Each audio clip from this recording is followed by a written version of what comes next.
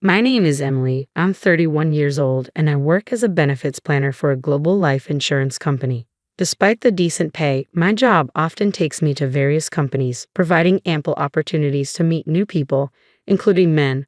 However, recently, one of these acquaintances put me through a terrible ordeal driven by his grief for money, ultimately ruining a significant milestone in my life. Today, I'd like to share the story of this unfortunate event. I lost both my parents in a car accident when I was in elementary school. Raised by my maternal grandparents, who didn't have much money, I attended local public schools throughout middle and high school. Despite their financial constraints, my grandparents took out loans so I could attend a somewhat expensive college. After securing a job, I took over the remaining debt, leaving me a bit financially strapped. It was during this time that I met David through a mutual work connection. Upon sharing my financial situation with him, David nervously laughed, revealing his own struggle with student loans. "I'm in a similar boat, still paying off student loans," he said. "So, we're the debt repayment couple, huh?" I replied, feeling an immediate connection. "Exactly," I said. "I'd love to be debt-free as soon as possible." During our time dating, I found immense happiness with David, despite our limited disposable income. Over the 3 years, David continued to excel in his career, earning promotions that improved our quality of life. As his income increased, so did our relationship's stability. I, too, intensified my efforts in debt repayment, not wanting to lag behind. David always had encouraging words for me, reminding me not to push myself too hard. "Emily, if you collapse, I'll be ruined too. You're the reason I can work hard like this." "Thank you," he'd say. I reciprocated his support, acknowledging that he was my source of motivation as well. We emotionally supported each other through the daily grind, finding fulfillment and purpose in our relationship. It was during this high point that David finally proposed, expressing his desire for us to be lifelong partners, supporting each other through thick and thin.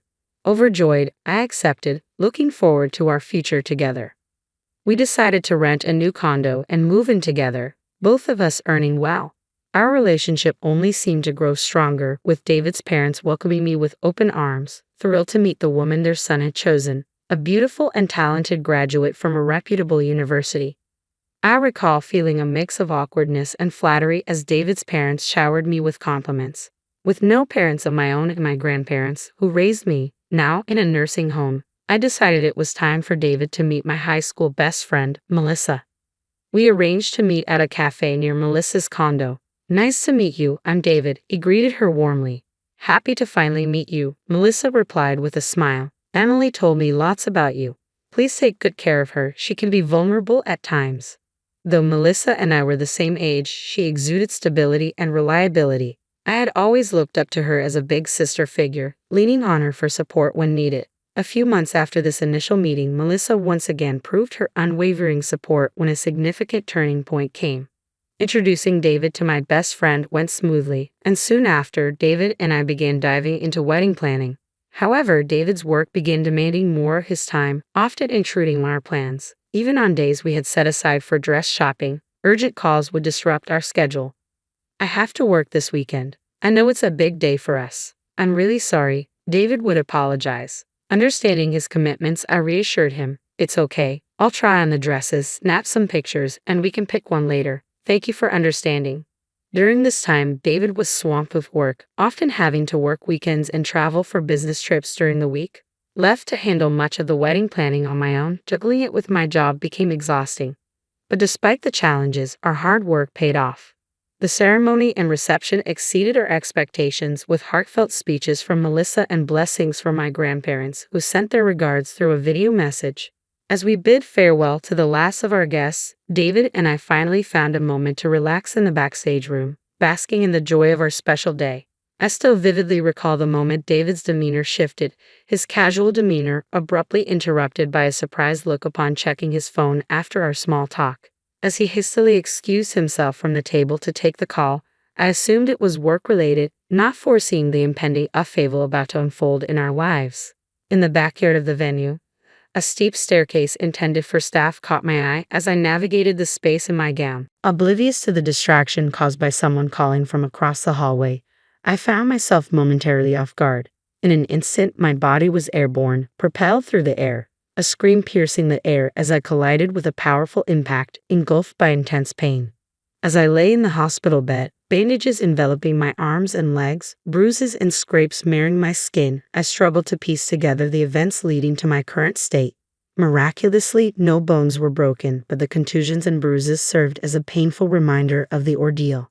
The nurse's explanation offered little solace, merely confirming that I had tumbled down the venue's staircase, the details of the fall shrouded in mystery. Hours later, amidst the confusion and physical discomfort, another unexpected blow struck. David, who had entered my hospital room, delivered a devastating revelation, severing our relationship with callous finality. "You're useless to me now," he declared, thrusting a settlement of $30,000 towards me. Stunned and bewildered, I pleaded for an explanation, only to be met with a cold dismissal. "Just lie down and shut up. You'll only make your injuries worse," he retorted, callously disregarding my turmoil. The crushing realization dawned upon me as he callously confessed to finding another woman, leaving me reeling in disbelief and heartbreak. I'm marrying her." "Sorry, Emily." David's words hit me like a ton of bricks. The disbelief mingled with the sting of betrayal as I struggled to comprehend the gravity of his revelation. "Emily, are you kidding me? We just had our wedding ceremony, and now this," I protested, the weight of his confession crushing my spirit. "But we haven't filed the marriage certificate yet. I was waiting for our anniversary to file the paperwork," I pleaded, clinging to the sliver of hope that remained. As the realization sunk in, I realized it was indeed the right decision to delay filing. David's genuine happiness at the unexpected turn of events betrayed his indifference towards my injuries and suffering. "I'll give you all the wedding gifts as a get-well-soon present. Bye," he nonchalantly declared before leaving, his laughter echoing in the empty room. "Wait, David," I called out, desperation tainting my voice. But he didn't hear, the sound of his departing laughter haunting my thoughts. Tears streamed down my face as I clung to Melissa, pouring out my heartache and despair. "It's been so tough," I sobbed, recounting the ordeal to Melissa. "I'm furious that this happened to you, Emily. Focus on healing for now. I'll look for the culprit," Melissa reassured me, her support a lifeline amidst the chaos. "The culprit. David," Melissa's words hung heavy in the air, the pieces of the puzzle slowly falling into place. "He was even laughing when I was waiting for you to change so we could leave together. Then ambulances showed up, and it was chaos. They said you'd have fallen down the stairs. That's when I saw it. As they were carrying you, he had this nasty smile on his face," she recounted, a chill running down my spine at the revelation. "Did David push me down the stairs? What could he possibly gain from it?"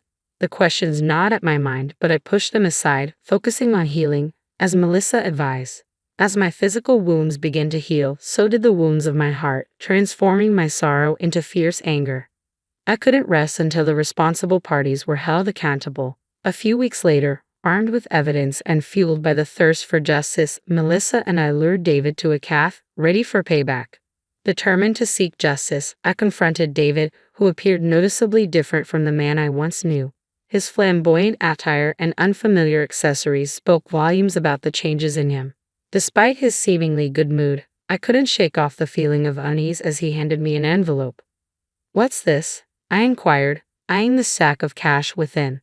"It's a get-well gift," he replied casually, his nonchalance grating on my nerves. "Good to see that both your scars and bruising have healed." "How generous of you," I retorted, unable to conceal my sarcasm. "Do tell, what brought this on? Why did you betray Emily?" I demanded, my anger simmering beneath the surface.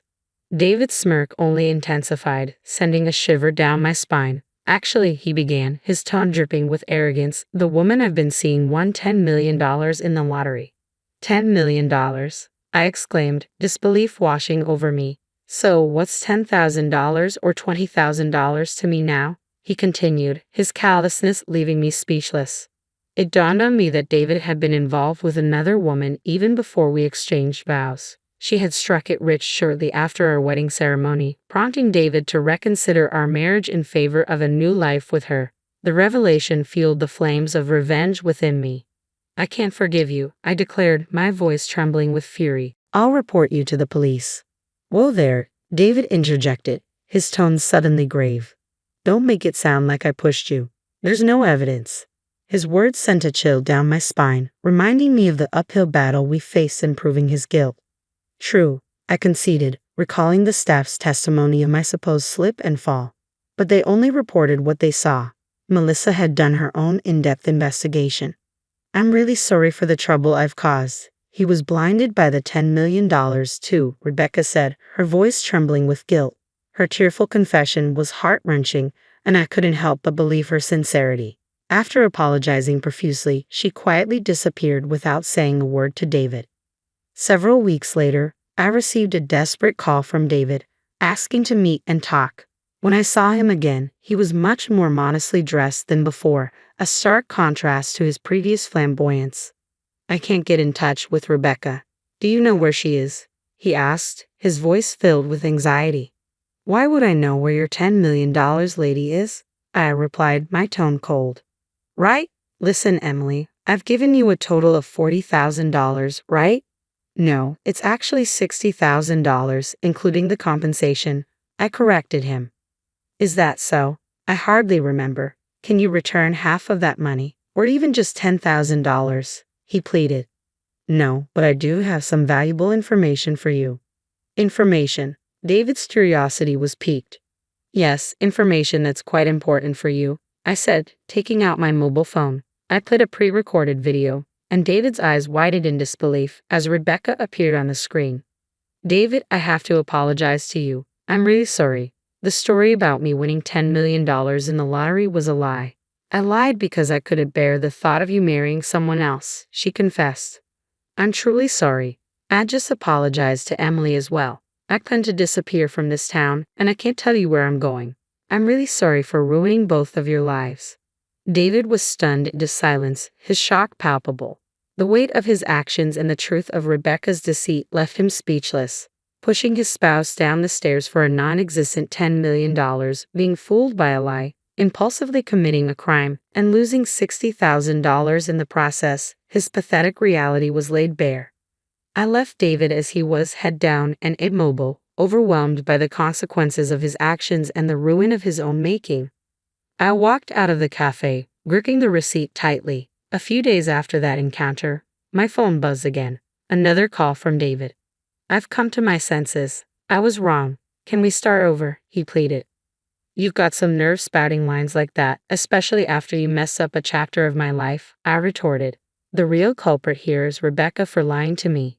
If she hadn't lied, so you wouldn't have pushed me down the stairs, blinded by greed. I cut him off. Cut it out. You were already the worst when you cheated on me. Who would give a man like you a second chance?